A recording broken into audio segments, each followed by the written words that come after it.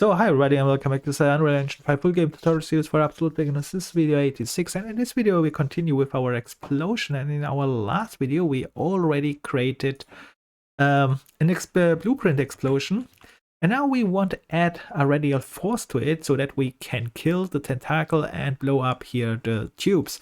And you can see when I start here the game right now, it is just blowing up this one, and just there is an explosion, but you can see the tubes do nothing. So we make a little bit more action in it, right? So what we do is we go to the blueprint class, which we created. This was my BP explosion.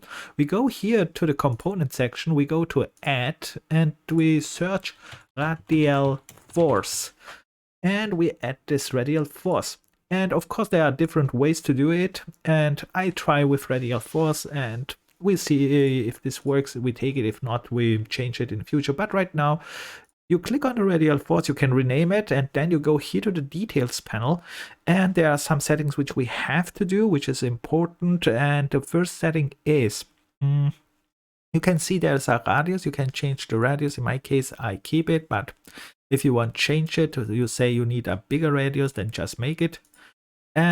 But more important is this force here, the force strength here. I keep the impulse strength here on 1000. You can read them in the documentation, the force strength too. But in my case, I don't know why we need a very high number for it. It starts with, let's say, 100,000. Let's make it let's see, 1 million is, I think, let's start with 100,000. And then we see what happens if we have here 1 million.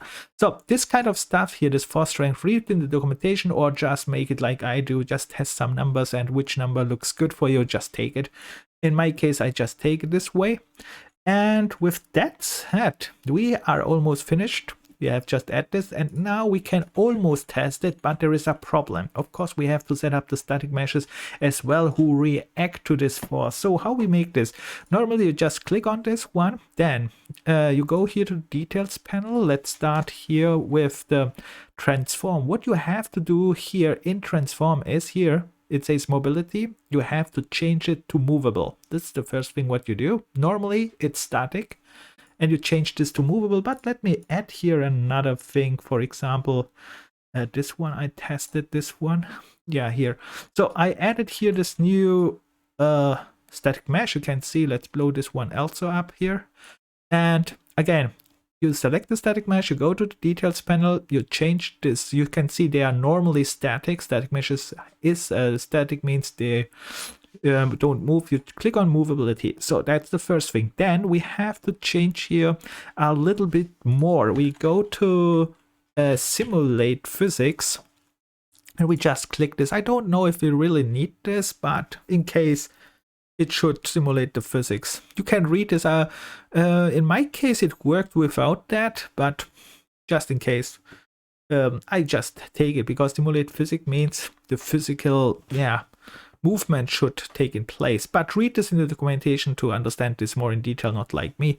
All right, with that said, we have to do one more thing here, which is we go to the static mesh component itself. It says the static mesh component. We go here, find it in our asset folder, double click on it, and open it up. And here we have to watch the collision. Very important. So what we do is we go here to the right side details panel, search collision, or just scroll down, but I write here collision, so it's a little bit faster.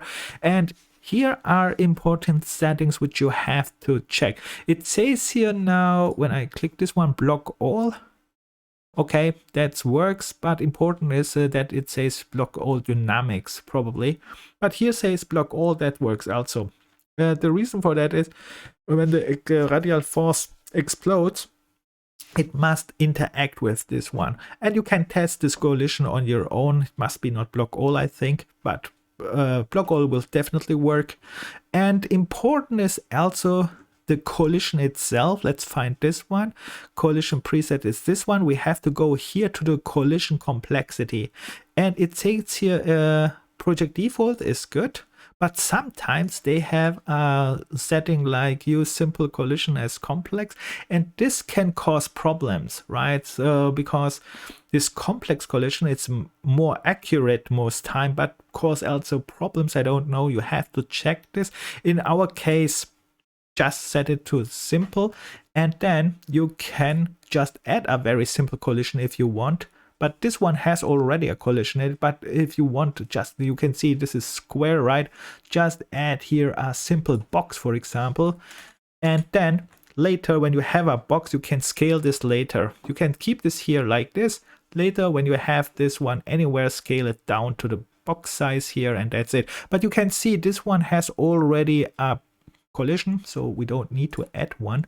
So I remove my box here and keep this one, or what you all time can do is autoconvex collision, then it creates this collision. Probably they made this one here with autoconvex collision, but I keep that what they have here, that's okay. Important is just not complex here, because it caused a warning. So, you can test it, perhaps it's not causing a warning on your side, but this one will work definitely.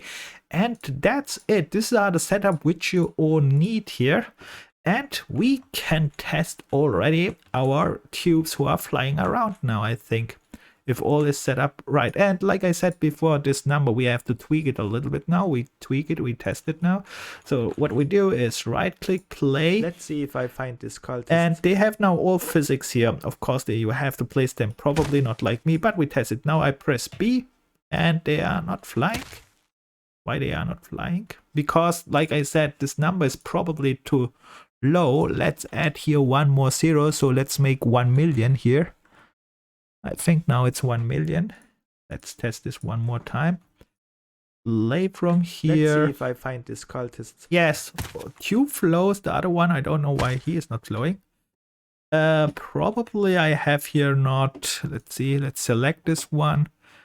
Movable, it's okay. Simulate physics. Simulate physics, you can say there's no simulate physics and it's not flowing away. So this one need also a simulate physics, this one also, and probably the radius, you have to check the radius as well. So if the radius is, for example, too small of the spawn per section, then this one will be not flown away. We can make the radius also a little bit bigger, so let's go here and write just 300, so it's a little bit bigger. And let's test this one here again. Play from here. Let's see if I find we this see cultist. It and B. Yes, it now all flows away. Yes, and that is what we wanted, right? So I think that's a good step. And now you can see this one is just a test purpose, because later we want, of course, use the pistol. So I have already just for test purpose. Let's see if I have here a pistol. Normally what we want is just take the pistol here and then shot here, and we have to set this up so that when we shot off the tubes, this one explodes like bam, and then all flows away. And of course here we have our later the tentacle, which we are killing as well. The explosion should kill our worm, the monster worm, and we succeed to clean this level because we live, the worm lived not, and that's it. So that's it for this video. In the next video, we will continue to connect now this pistol anyhow and make a tray so that we can activate it with the pistol. You can see right now we just activated with our test purposes here with our B key, which we have, of course, now connect to our pistol anyhow. All right. If you have any questions, like all time, write in the comment section. See you in the next video and have fun. And like all time, don't give up. Bye.